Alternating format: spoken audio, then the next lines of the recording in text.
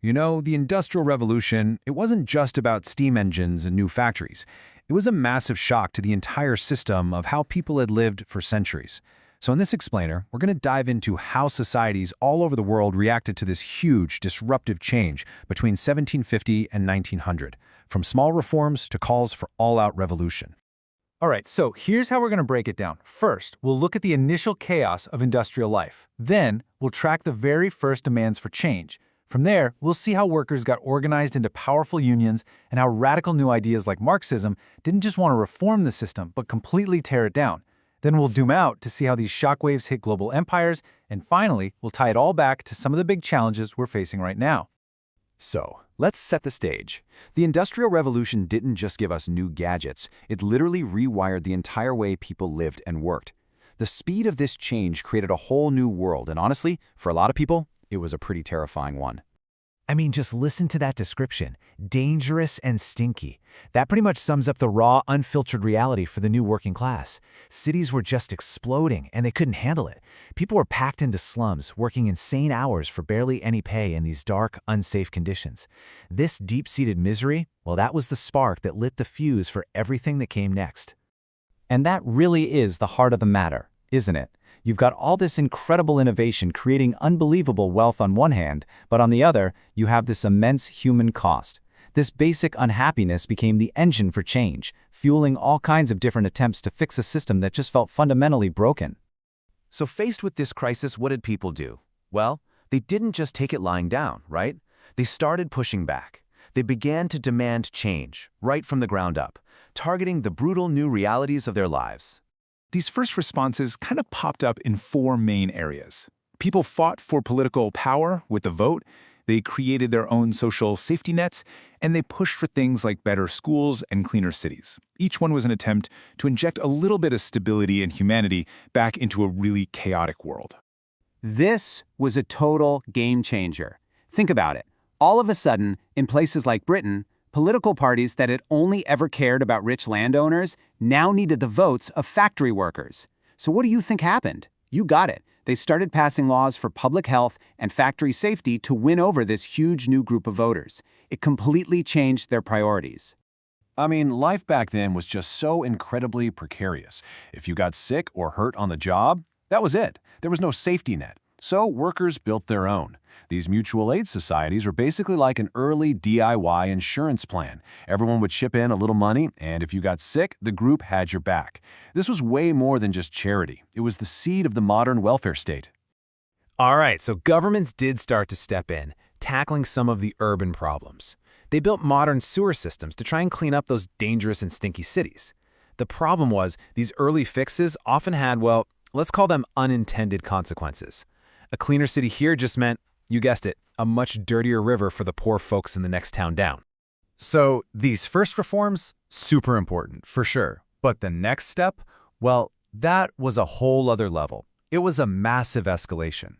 Workers figured out that to really change things, they had to go from being powerless individuals to a powerful, unified group. And this is where the power dynamic completely flips on its head. If you were just one worker complaining about your pay, you'd be fired on the spot. But a union, a group representing hundreds, even thousands of workers, now you've got some real leverage. And they had the ultimate weapon, the strike. The power to shut down an entire factory and hit the owners where it really hurts, right in the wallet. And that's the magic word right there, collective bargaining. For the very first time, workers could sit at the table and negotiate as a group for better pay, shorter hours, and safer workplaces. This idea even grew into something bigger. In Germany, for example, unions helped create the Social Democratic Party, a huge political force that aimed to win elections and rewrite the rules of the entire economic system. Okay, so unions wanted a bigger slice of the pie. But then this new idea comes along, and it wants to smash the pie, burn down the bakery, and start over from scratch. Marxism wasn't about reform. It was a call for revolution, a complete and total overthrow of the entire capitalist system. So, according to Karl Marx, industrial society is basically split into two teams.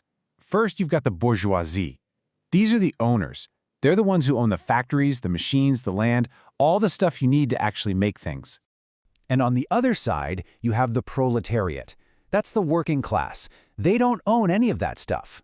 The only thing they have to sell to survive is their own labor, their time, and their effort. And here's the thing. Marx said these two groups can never get along. Their goals are in total opposition. The owners want maximum profit, which means low wages and as little regulation as possible. The workers? They want the exact opposite: better pay, safer conditions, and shorter hours. Marx called this the class struggle, and he saw it as the engine that drives all of history. Now, what made Marx so radical is that he called this scientific socialism. He believed he wasn't just guessing, he'd found the code, the predictable pattern of history. He argued that history moves in stages. Feudalism gave way to capitalism, and he predicted that capitalism would, inevitably, be overthrown by a workers' revolution which would lead to the final stage, communism. Okay, so all this drama wasn't just happening in Europe.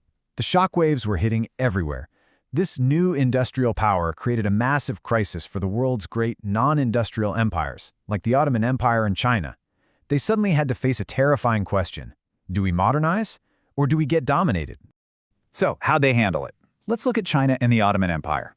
China tried what they called the self-strengthening movement, basically trying to bolt on Western military tech while keeping their old government intact.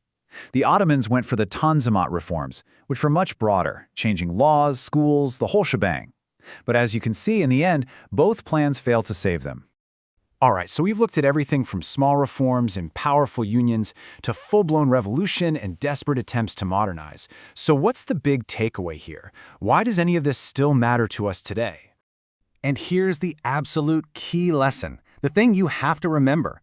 For those empires, just grabbing the new technology wasn't enough. It was never just about the tech. Their real problem was that true modernization required deep, painful changes to their politics and their society, and the people in power fought tooth and nail to stop that from happening. And that, of course, brings it right back to our world today. I mean, think about the massive changes happening all around us with things like AI and globalization. Are we seeing the same kinds of debates? The same struggles over how society should work, over who gets the wealth and the power? The patterns of reaction often look very, very familiar. Because at the end of the day, if this period teaches us one thing, it's this. Progress is never a straight line. Massive change, whether it comes from a steam engine or an algorithm, always sparks a reaction. It forces all of us to ask really hard questions about the kind of world we actually want to live in. And that's a conversation that never really ends.